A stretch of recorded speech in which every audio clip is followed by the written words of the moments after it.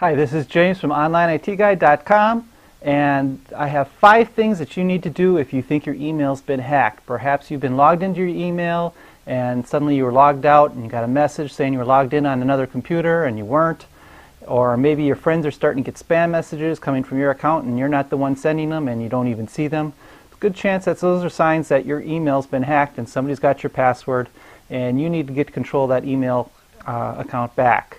Now I have 5 things that you need to do to get control back, and you want to do them fairly quickly. Don't do it over a couple hours. If you're the person that has a hard time coming up with passwords, come up with them beforehand. So you can do it all pretty quick, because if you do it halfway, there's a chance they can get control of your email account back. So we want to get them out and keep them out for good. So the first thing obviously is to change your password. Now for this password change, you don't need anything complicated, just something simple that you're going to remember, and it's not going to be real easy for somebody who's been reading your email for the past 2 weeks is going to guess. So just something real simple and real quick. And that just gets you control of your email account back.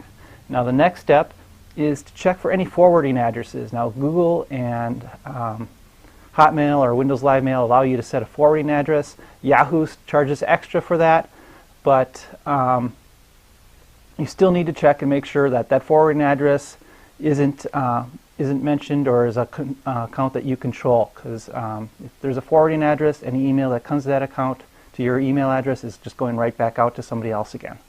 And after you've checked that, the next step is to check those backup security questions, the ones that, you know, what city were you born in, what was your first car, and those kind of things.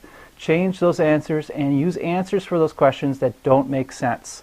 Don't if it's, what was the name of your mother, give a city, give a country, what was the name of your car, it was a dog, whatever. Just don't give common sense answers that somebody might be able to figure out, especially again if they've been reading your email for a few weeks.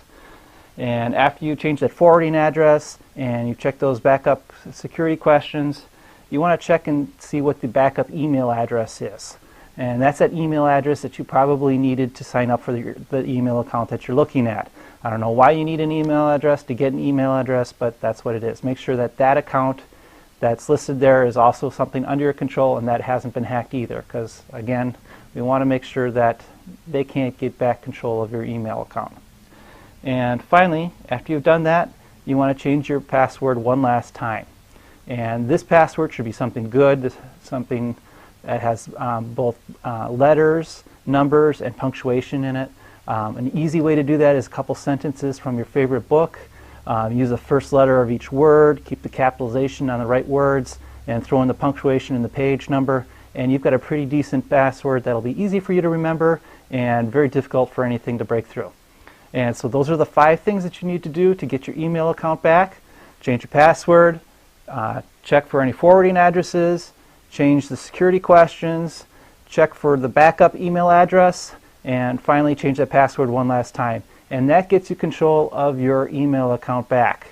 Now, that does one thing, but remember that any account that you use that email address to sign into, whoever had your email account before may now know the passwords to those accounts. So you need to go through all your banking and your credit card accounts and change those passwords also. And finally, there's also the question of how they got your password in the first place. It could be a sign that there's some malware installed on your computer.